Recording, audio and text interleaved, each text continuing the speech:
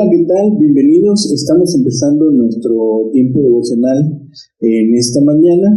En esta ocasión ya estamos en nuestro noveno devocional en esta serie que está basada en los libros de los Salmos. El día de hoy estaremos leyendo el Salmo número 9 y el título de nuestro devocional es Fe que lucha, fe zarandeada y fe segura. Bien, vamos a hacer nuestra lectura de nuestro Salmo para tener nuestro tiempo de devocional de esta mañana. Bien, dice la palabra de Dios, lo vamos a hacer en la versión Reina Valera 60, dice: Te alabaré, oh Jehová, con todo mi corazón, contaré todas tus maravillas, me alegraré y me regocijaré en ti, cantaré a tu nombre, oh Altísimo. Mis enemigos volvieron atrás, cayeron y perecieron delante de ti. Porque tú has mantenido mi derecho y mi causa. Te has sentado en el trono, juzgando con justicia. Reprendiste a las naciones, destruiste al malo, borraste el nombre de ellos eternamente y para siempre. Los enemigos han perecido, han quedado desolados para siempre, y las ciudades que derribaste, su memoria pereció con ellas. Pero Jehová permanecerá para siempre, ha dispuesto su trono para juicio. Él juzgará al mundo con justicia y a los pueblos con rectitud. Jehová será refugio del pobre, refugio para el tiempo de angustia. En ti confiarán los que conocen tu nombre, por cuanto tú, oh Jehová, no desamparaste a los que te buscaron. Cantad a Jehová, que habita en Sión, publicad entre los pueblos sus obras, porque el que demanda la sangre se acordó de ellos, no se olvidó del clamor de los afligidos. Ten misericordia de mí, Jehová, mira mi aflicción que padezco a causa de los que me aborrecen. Tú que me levantas de las puertas de la muerte, para que cuente yo todas tus alabanzas en las puertas de la hija de Sión, y me goce en tu salvación. Se hundieron las naciones en el hoyo que hicieron, en la red que escondieron fue tomado su pie.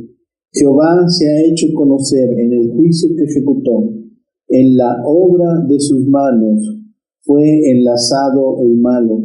Los malos serán trasladados al Seol, todas las gentes que se olvidan de Dios. Porque no para siempre será olvidado el menesteroso, ni la esperanza de los pobres perecerá perpetuamente. Levántame, oh Jehová, no se fortalezca el hombre. Sean juzgadas las naciones delante de ti. Pon, oh Jehová, temor en ellos. Conozcan las naciones que no son sino hombres. Bien, fe que lucha, fe zarandeada y fe segura. La inscripción que encontramos sobre este salmo en esta mañana parece o nos da la idea de que David celebra su victoria sobre Goliat. Pero mira más allá de este triunfo, mira a la victoria final de Dios sobre sus enemigos. Su salmo es un acróstico. En estas escrituras, en estas lecturas que acabamos de hacer, podemos observar un acróstico que se está formando con las letras del alfabeto hebreo. En español es difícil observarlo, pero en hebreo es así como está construido este salmo. En otras versiones, este salmo se encuentra unido al Salmo 10. Y el hecho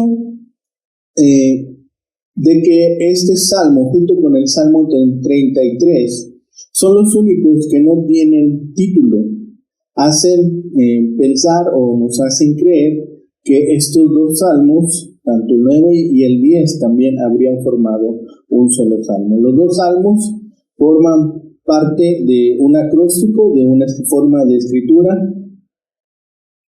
y fue escrito para terminar como principio el Salmo 9 y para terminar el Salmo 10, que parece un compañero de este.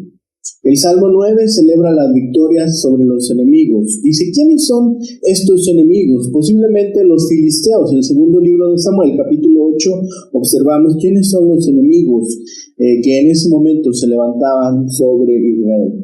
Pero podrían también ser cualquiera de los enemigos tradicionales que los hebreos tenían en el capítulo 8 de este segundo libro de Samuel. David expresa su confianza en la última destrucción de los malos. Asimismo, observamos que hay buenas razones en este salmo para que se encuentre separado del Salmo 10. El Salmo 9 es un cántico triunfal de acción de gracias, mientras el Salmo 10 es una queja y es una plegaria relacionada con los hombres malvados de la nación. Debido a que este salmo se encuentra completo en sí mismo, es mejor considerarlo de una forma separada. El día de mañana, si Dios lo permite, estaremos revisando este Salmo 10 y ya tendremos oportunidad de hacer algunas anotaciones sobre este. El Salmo 9 es una canción de gratitud por la reivindicación. Se atribuye a David y está dedicado al músico principal Lud Laven. Y no hay referencias a por qué se tiene este significado para esta palabra, Lud Laven. No hay referencias claras. Lo que sabemos que es un himno. David alabó al Señor por manifestar su justicia al juzgar a las naciones impías y por ser un juez verdadero y eterno en quien pueden confiar los afligidos. Y después pide que Dios le diera motivos adicionales para alabarlo al ver su aflicción y quitarla de él. Ahora, la naturaleza de este salmo, el salmo número 9, es una estructura poética y es una lectura un poco compleja de seguir. En el poema se combinan varios géneros literarios. Se tiene un cántico de acción de gracias, se ven alabanzas a Dios y súplicas que incorporan expresiones intensas de confianza en el Señor. La finalidad del Salmo es agradecer al Señor su justicia e implorar la destrucción de sus enemigos. El fundamento de la interpretación de este Salmo es justamente el motivo es alabar a Dios. El autor del Salmo posiblemente es un adorador que utiliza esta oración en el culto del templo de Jerusalén para suplicar la destrucción de aquellos que están en contra de él y agradecer a Dios sus manifestaciones justas. La estructura que vemos en el Salmo, como hemos dicho, es compleja, pero vamos a tratar de ir viendo cada elemento. Y el concepto que se maneja aquí de Dios es de particular importancia para nosotros hoy en día, porque presenta al Señor, presenta a Dios como el Rey que estableció su trono en Sión y afirma que su poder se extiende por todas las naciones con autoridad suprema, con autoridad eterna. Y se enfatiza también la responsabilidad divina como juez de las naciones, que ya ha actuado previamente con justicia y se manifiesta en sus juicios a través de la historia. Esa es la percepción que encontramos en este salmo, como decimos aquí en el Salmo 9 y en el Salmo 10, esa percepción de Dios como Rey y como Juez, que se reafirma en las oraciones y plegarias del pueblo. Primero observemos el versículo 1 y 2. Dice: Te alabaré, oh Jehová, con todo mi corazón. Contaré todas tus maravillas. Me alegraré y me regocijaré en ti. Cantaré a tu nombre, oh Altísimo. El Salmo comienza con una expresión de gratitud extraordinaria. El salmista agradece, alaba y cuenta las maravillas del Señor, y se alegra, regocija y canta al Dios Altísimo. De lo profundo de su corazón surge una expresión de sinceridad, una expresión sincera de gratitud al identificar y contar las maravillas divinas, que es una forma poética de aludir a las intervenciones de Dios en medio de la historia de la humanidad. Esa expresión del corazón es el opuesto a la alabanza solamente de labios, que está lejos de agradar al Señor. Esa es la actitud que nosotros podemos emular. Ese es este principio sobre el cual el salmista se está expresando, está volcando su corazón. Ya lo hemos hablado anteriormente, está alabando a Dios, está haciendo una expresión sincera que brota desde su corazón. No es por encimita, no es superficial, sino que el origen de esa alabanza, el origen de esa adoración está brotando de su corazón y está expresándola a Dios, está volcando su ser, está volcando su alma y está diciendo esta alabanza de gratitud. Recordemos, por ejemplo, si buscamos en Isaías 29:13, vamos a buscarlo. Isaías 29:13, dice la palabra de Dios: dice pues el Señor, porque este pueblo se acerca a mí con su boca y con sus labios me honra, pero su corazón está lejos de mí y su temor de mí no es más que un mandamiento de hombres que les ha sido enseñado. Así es como está viviendo este hombre su realidad. Cuando dice contar las maravillas divinas, revela que el Salmo tenía tanto el objeto privado de oración personal como la finalidad pública de afirmar las acciones de Dios ante la congregación.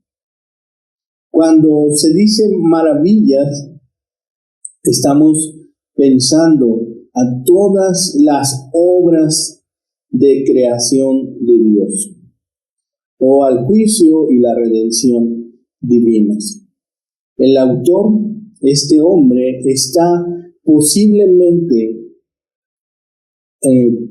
transmitiéndonos también a nosotros las intervenciones extraordinarias de Dios como ejemplo de su favor hacia su pueblo, en este caso Israel. Y el nombre divino Altísimo es un título que se le da al Señor cuando queremos exaltar su autoridad y dominio sobre todo el universo. Es el más alto de los altos. Si no hay sobre él nadie. Y en la lectura del versículo 3 al 6 dice: mis enemigos volvieron atrás, cayeron y perecieron delante de ti, porque has mantenido mi derecho y mi causa, y te has sentado en el trono juzgando con justicia. Reprendiste a las naciones, destruiste al malo, borraste el nombre de ellos eternamente y para siempre. Los enemigos han perecido, han quedado desolados para siempre, y las ciudades que derribaste, su memoria pereció con ellas. En esta sección, del Salmo se identifican los motivos de las alabanzas al Señor.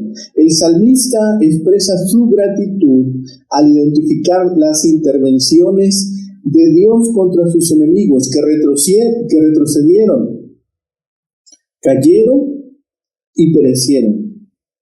Además, fundamenta sus gratitudes en las acciones justas del Señor, que favorecen sus derechos y mantiene en alto su causa. El Dios del salmista es un juez justo, y esa convicción es la base de su agradecimiento, y el recuento de la historia de la salvación es el fundamento de la esperanza que guarda en su corazón. Su capacidad divina de implantar justicia hace que las naciones enemigas, sean reprendidas y los agentes de maldad sean destruidos. La expresión "borraste el nombre de ellos" es una manera simbólica de decir que el Señor destruyó a los enemigos individuales y nacionales para siempre. Una forma que nos expresa que los adversarios han sido vencidos para siempre, fueron borrados de la faz de la tierra, incluso sus nombres fueron borrados. No hay memoria de ellos, pues la intervención divina destruyó su existencia, los eliminó de forma radical y permanente. Como la creación comienza con los actos de identificar y nombrar, la destrucción permanente finaliza con la eliminación del nombre. Erradicados de la faz de la tierra podría ser una expresión que en nuestro español la podamos comprender un poco más rápido, de una mejor manera. La referencia a que los enemigos se volvieron atrás en este símbolo de derrota es similar a decir que el salmista se acercó y miró al Señor. Y cuando está refiriéndose al trono, se relaciona con el poder judicial de Dios, que desde este lugar, que desde este contexto específico es el trono de juicio y destrucción.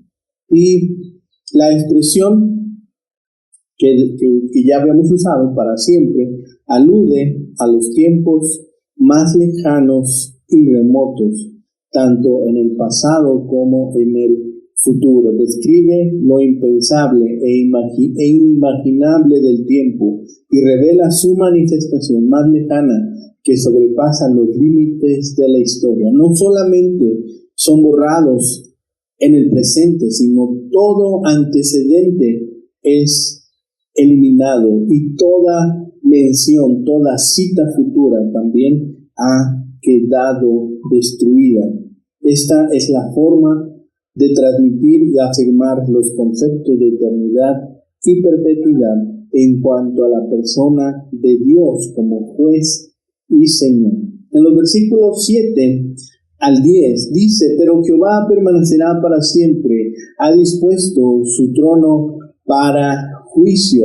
Él juzgará al mundo con justicia y a los pueblos con rectitud. Jehová será refugio del pobre, refugio para el tiempo de angustia. En ti confiarán los que conocen tu nombre, por cuanto tú, oh Jehová, no desamparaste a los que te buscaron. Estos versículos ahora ponen de manifiesto las virtudes divinas que afirman las victorias sobre los enemigos y propician la alabanza de este salmista. Describen el fundamento de las acciones divinamente previamente descritas en los versículos 3 al 5. El Señor prevalece como juez eterno para juzgar al mundo con justicia y a los pueblos con rectitud. Y esa capacidad de implementar justicia hará posible que los pobres tengan refugio en tiempos de angustia, de que las personas que han reconocido a Dios como Señor vivan confiadas. Y en efecto, este poema lo afirma y el salmista lo describe. Dios no desampara a quienes le buscan. Esta también se vuelve una promesa para nosotros. Dios no desampara, no deja huérfano a quienes le buscan. Todo aquel que acude a Él será ayudado. El trono de Dios está en el cielo.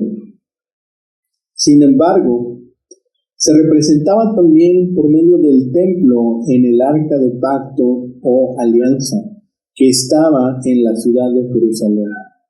En este contexto se afirma que el trono es símbolo de la implantación de la justicia, alude a los actos divinos que destacan su rectitud, y esas acciones de Dios le brindan a las personas en necesidad un sentido de futuro y un sentido de esperanza. De acuerdo al Salmo, para estas personas en angustia, nuestro Señor es refugio, protección, apoyo, fortaleza, seguridad en tiempos de guerra, en tiempos de persecución, en tiempos de necesidad. La imagen empleada para nuestro Dios en cuanto a Señor de los ejércitos afirma el poder divino para vencer a los enemigos, a cualquier enemigo. ¿Qué enemigo se podrá plantar delante de los ejércitos de Dios? Aquellos que le conocen, aquellos que conocen el nombre divino, también aceptan la voluntad de Dios e incorporan sus enseñanzas, sus mandamientos, sus preceptos.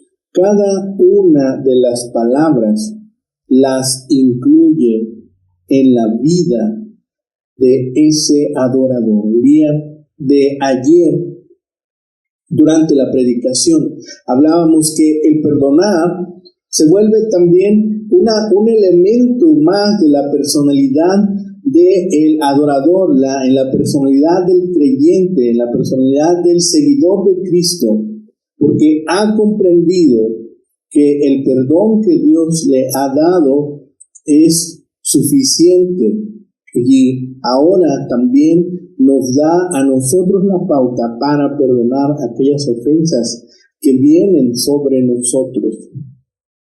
Entonces el perdón se vuelve una característica del creyente, y conocer a Dios también nos da a nosotros ahora la pauta para incorporar sus preceptos y mandamientos en nuestro estilo de vida. Conocer es mucho más que identificar y distinguir a alguien. Se establece esa relación de intimidad, se establece esa relación de respeto, de apoyo mutuo y de dignidad.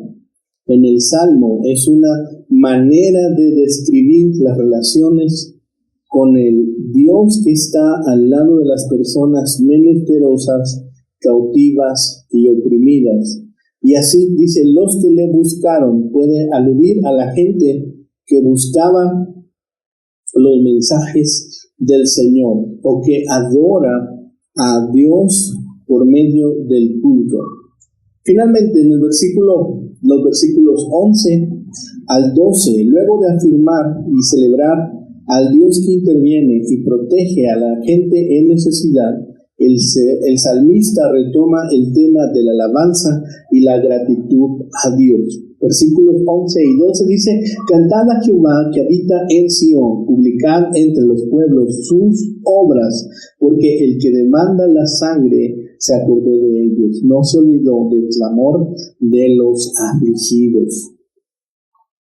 Como una respuesta agradecida a las manifestaciones divinas en la historia, el salmista canta a Dios y publica entre las naciones sus obras. El fundamento de las expresiones es que el Dios bíblico no se olvida del clamor de la gente afligida. De acuerdo con el poema, el Señor se acuerda de las personas que han sufrido violencia e injusticia en la vida. Cuando dice que va a publicar las obras del Señor entre las naciones, alude al acto de contar las intervenciones divinas en medio de la historia del pueblo de Israel. No está interesado el salmista en algún tipo de conocimiento superficial, sino en el reconocimiento, aprecio y afirmación de las implicaciones nacionales e internacionales de esas manifestaciones de Dios. En la última parte, después, versículos 13 y 14 dice: Ten misericordia de mí, Jehová, mira mi aflicción que padezco a causa de los que me aborrecen. Tú que me levantas de las puertas de la muerte para que cuente yo todas tus alabanzas en las puertas de la hija de Sión y me goce en tu salvación. A la alabanza le sigue una breve oración que implora y suplica la misericordia de Dios. El salmista ahora clama a Dios, que tiene la capacidad y el deseo de intervenir en su aflicción. Reconoce que sus padecimientos se relacionan con la gente que le aborrece, pero afirma que Dios le levanta aún de el lugar más escondido o de las puertas de la muerte, que puede ser tal vez a una enfermedad o a una situación de persecución o una calamidad que está viviendo junto con su pueblo. El objeto de ese acto liberador de Dios es que el salmista cuente las alabanzas divinas y disfrute su salvación. Culmina ahora el Salmo, versículos 15 al final.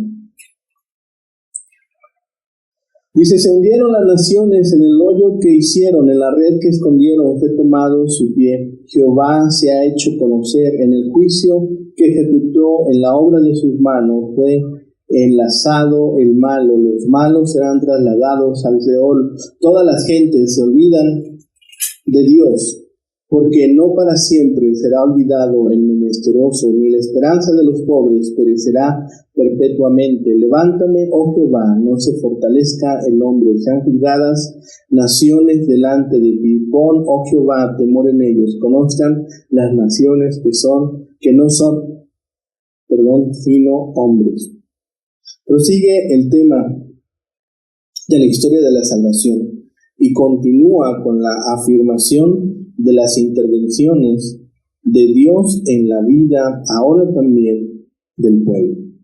Las naciones se hundieron en los hoyos que ellas mismas cavaron, se enredaron en sus propias trampas. El Señor intervino en las vivencias de su pueblo y manifestó su juicio, reveló su autoridad, demostró su virtud de justicia. Los malos serán llevados al Seol, al lugar de los muertos, donde también irán las naciones que se olvidaron de Dios. La esperanza de la gente en necesidad no terminará porque se fundamenta en la capacidad divina de intervención y en su deseo de liberación. El futuro de las personas necesitadas, como el salmista, es diametralmente opuesto al porvenir de las naciones y las personas malvadas. Los primeros tienen esperanza, los segundos no tienen porvenir.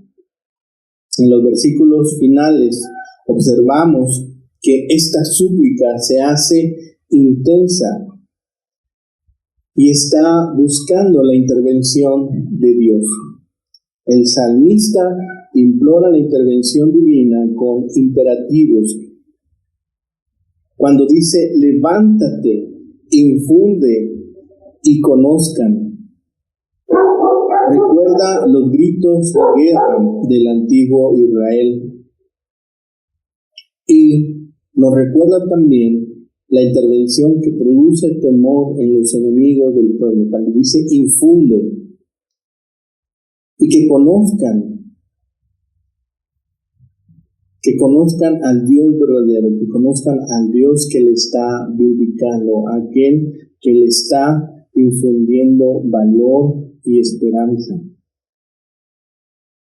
Las naciones no son dioses, son solo personas que no tienen poder ni autoridad para cambiar el curso de la historia. Y el salmista le pide a Dios que implante la justicia al impedir que se fortalezcan sus enemigos y al juzgar a las naciones. Reclama la intervención de Dios y por la vía del contraste afirma el poder divino que sobrepasa los límites humanos. Dios es nuestro vindicador, alguien que nos limpia de las críticas y nos justifica ante los demás. En esta vida podemos enfrentarnos a muchas injusticias. Nos pueden acusar falsamente y nuestros amigos y enemigos nos pueden interpretar mal. Podemos no ser verdaderamente reconocidos por los demás por el amor que mostramos. El verdadero valor de nuestro trabajo y servicio puede no ser debidamente recompensado. Nuestras ideas pueden ser ignoradas, sin embargo, Dios debe ser alabado porque Él ve y recuerda todo lo bueno que hacemos y depende de Él decidir cuándo nos conviene recibir recompensa. Si no confiamos en que Él nos vindicará, somos susceptibles al odio y a la autocompasión. Si realmente confiamos en Él, podemos experimentar paz de Dios y librarnos de la preocupación por la forma en la que otros nos perciban o nos traten. Es aquí donde quizá el mundo cierre los ojos a la condición de los necesitados, aplastando cualquier esperanza terrenal que pudieran tener. Pero Dios, el campeón del débil y del necesitado, promete que no será así para siempre. Dios juzgará a las naciones malvadas que se olvidan de Él y no quieren ayudar a su pueblo. Él conoce nuestras necesidades, cada una de nuestras necesidades, y conoce también nuestra tendencia a desesperarnos. Y nos ha dado la promesa de que Él mismo cuidará de nosotros. Aun cuando los demás se olviden de nosotros, el Señor nos recordará. Y estemos meditando en esto, estemos pensando en cuántas veces nos hemos desesperado y cuántas veces hemos olvidado la promesa de que Él cuida de nosotros. Es muy fácil, es muy sencillo desesperarnos. Estemos meditando en el día de hoy. ¿Cuántas veces nos hemos desesperado y cuántas veces hemos olvidado la promesa de cuidado de parte de Dios? Estemos pensando en esto, estemos meditando el día de hoy en este tema. Estemos acercándonos a Dios, estemos alabando y bendiciendo su gran nombre por cuántas veces Él nos ha protegido, por cuántas veces Él nos ha vindicado y cuántas veces también ha dado la justa retribución a cada una de nuestras acciones.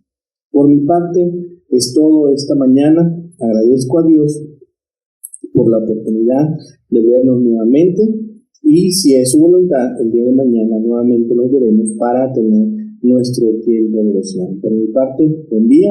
Hasta pronto, el Señor les bendiga.